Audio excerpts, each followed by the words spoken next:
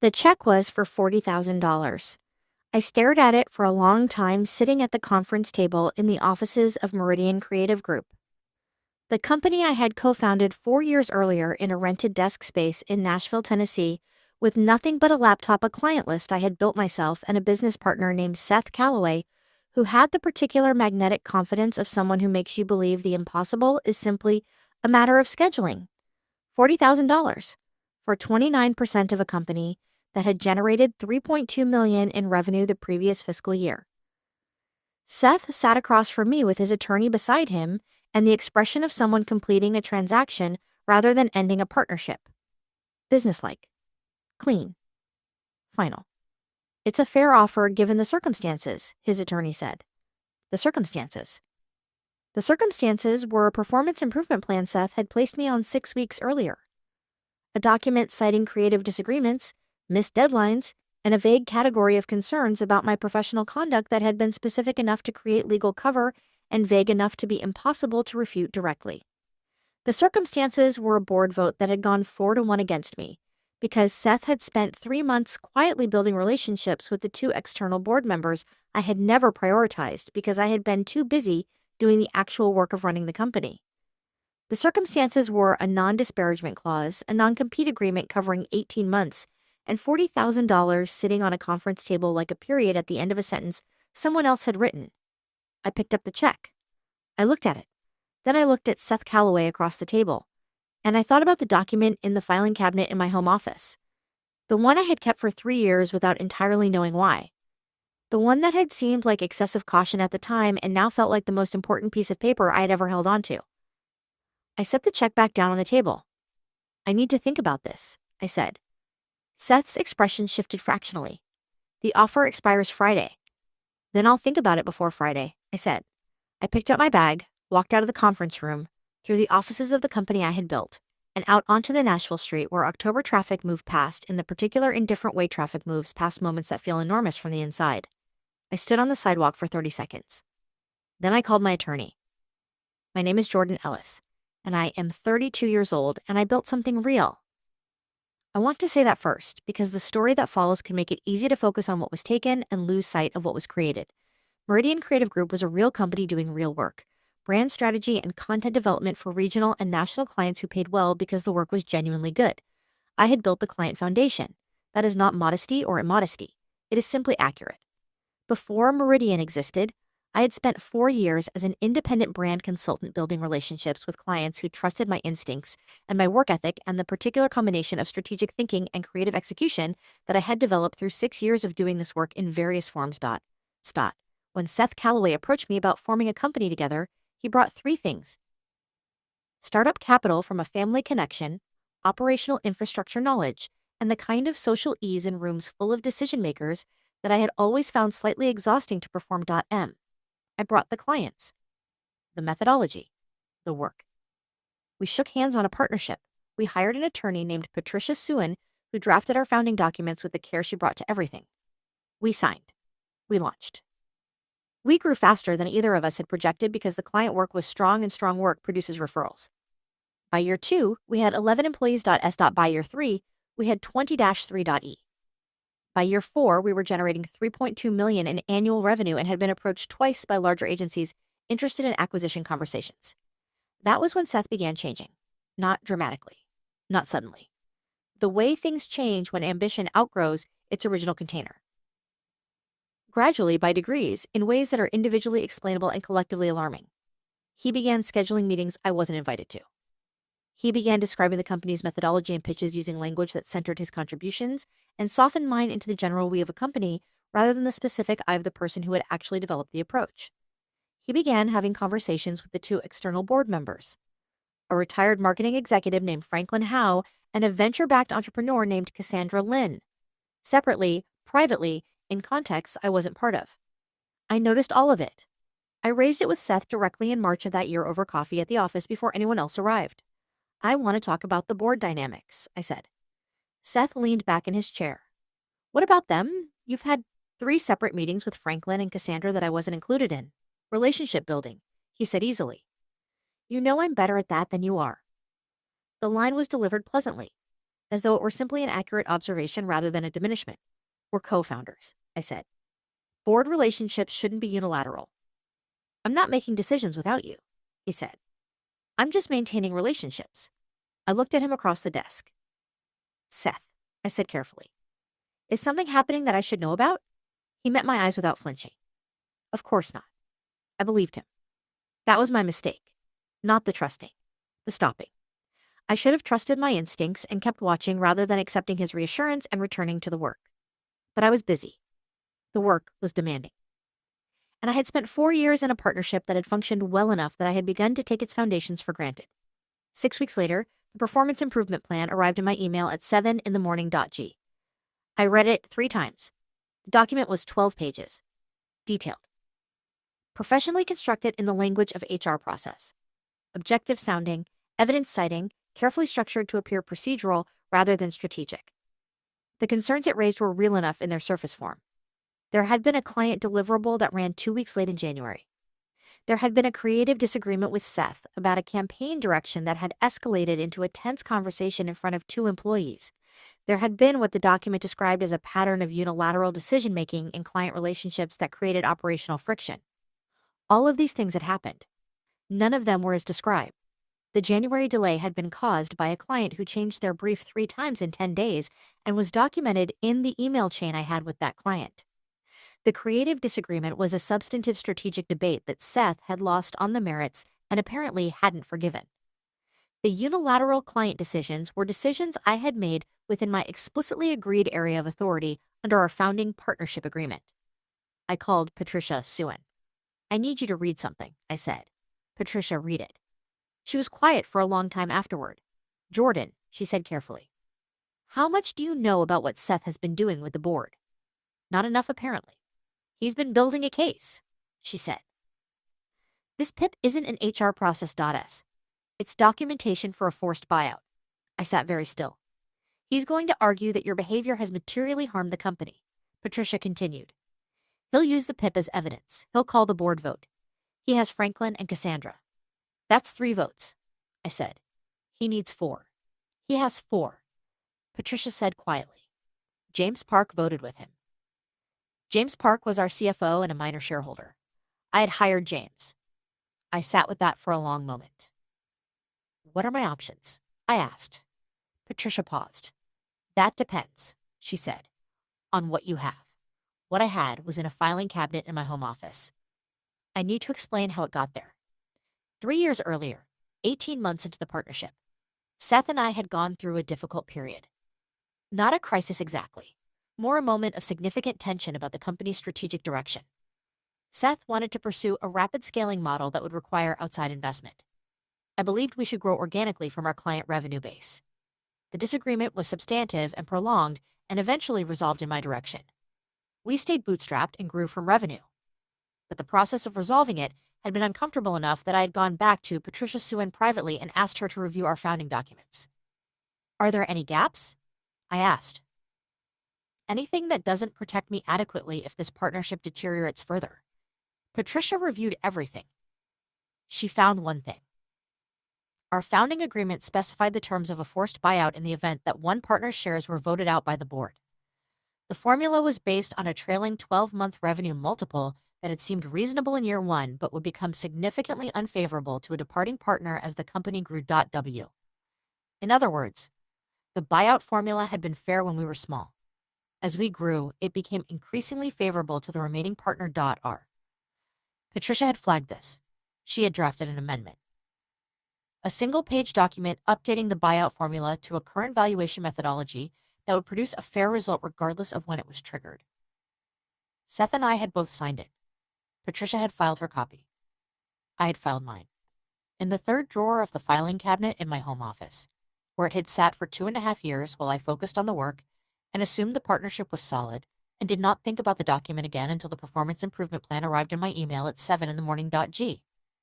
I called Patricia back. The amendment, I said. A pause. Then. Yes. Does it change the calculation? Significantly, she said.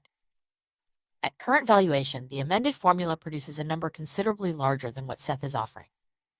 I looked at the $40,000 check sitting on my kitchen counter where I had set it when I came home from the conference room. How much larger? I asked. Patricia told me. I sat down. I did not call Seth immediately. I spent 2 days thinking.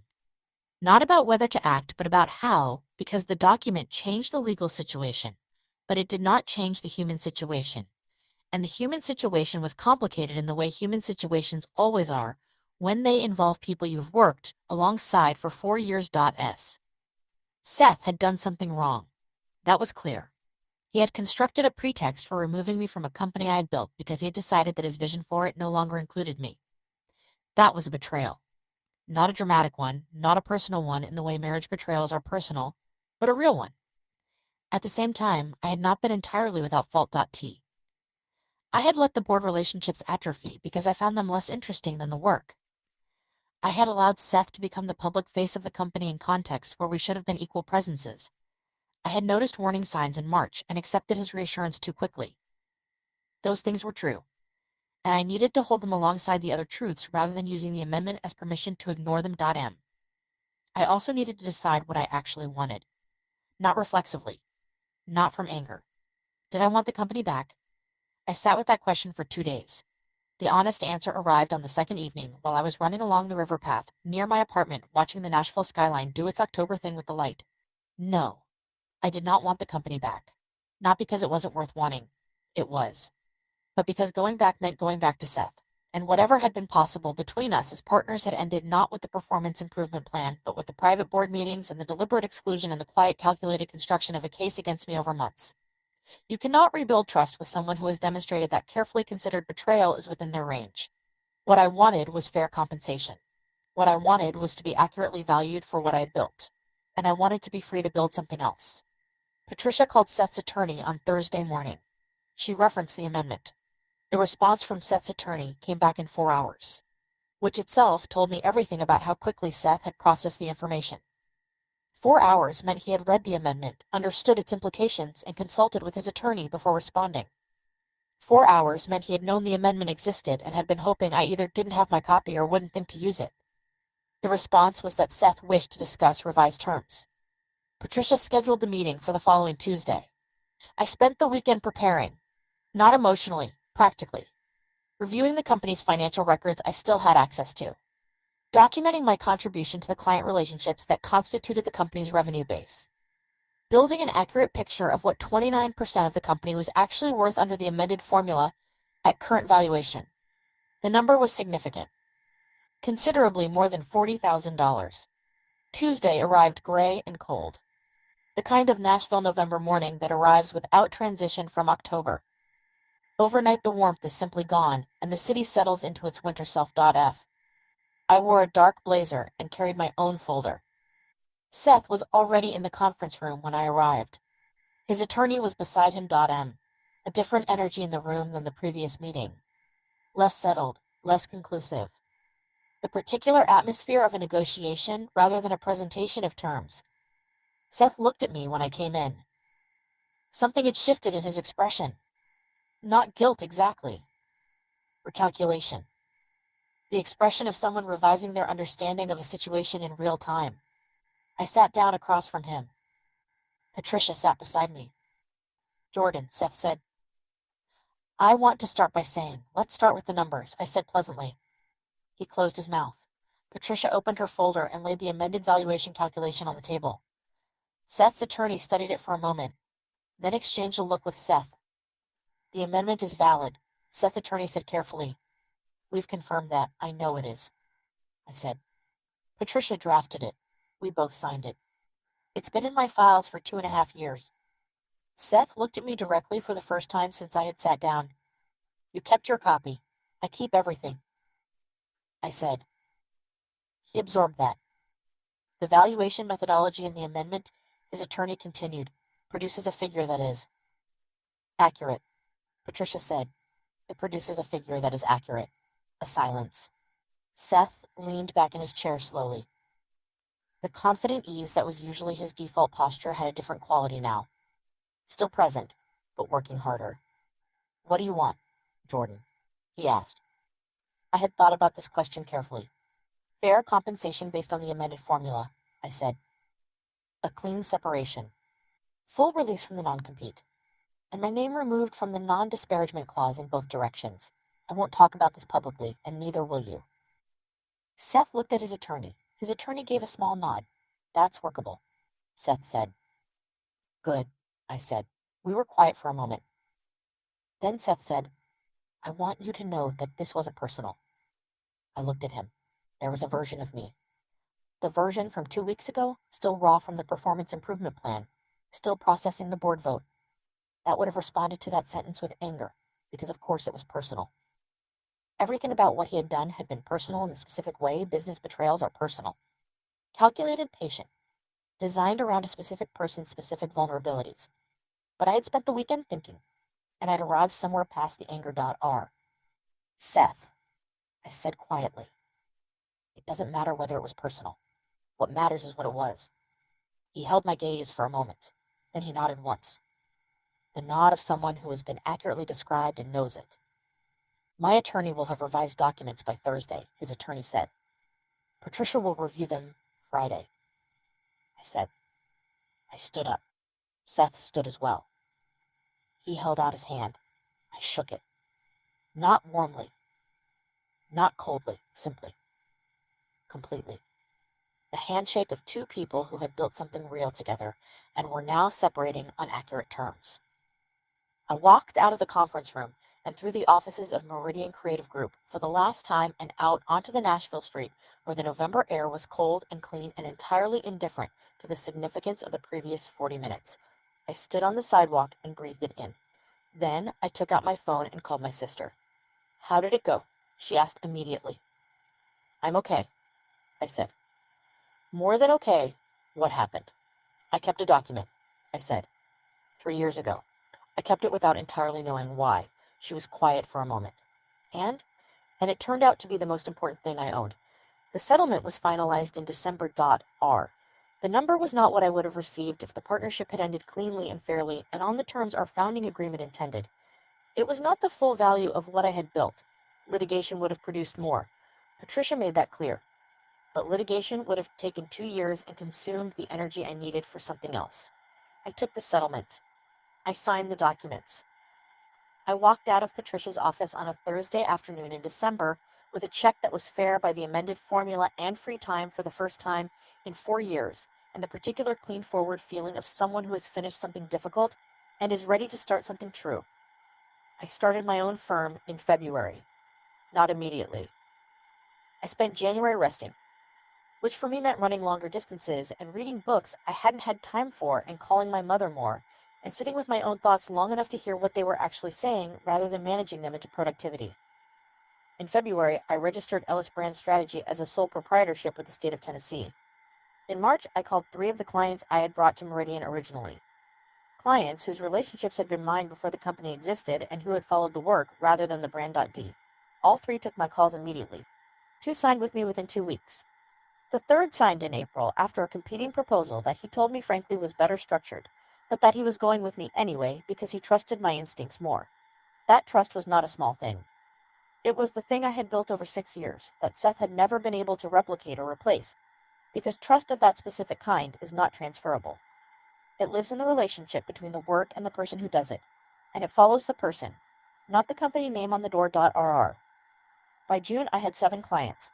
By September, I had 14. By the end of the first year, Ellis Brand Strategy had generated revenue that made the Meridian settlement look like the fair beginning it was .s. I am 32 years old, and I run a company that is entirely mine.e. Every client relationship belongs to me. Every methodology belongs to me. Every decision about direction, about growth, about what work to take and what work to decline belongs to me. I hire people I trust and pay them well and tell them the truth about the company's finances because I believe that people who understand what they are building work harder and better than people who are simply completing tasks. I keep every document. All of them. Every signed agreement, every amendment, every email chain that documents a decision or a disagreement or a change in direction. Not out of paranoia. Out of the understanding that clarity is a form of protection and that the time to establish clarity is before you need it rather than after. Patricia Suen handles my legal work.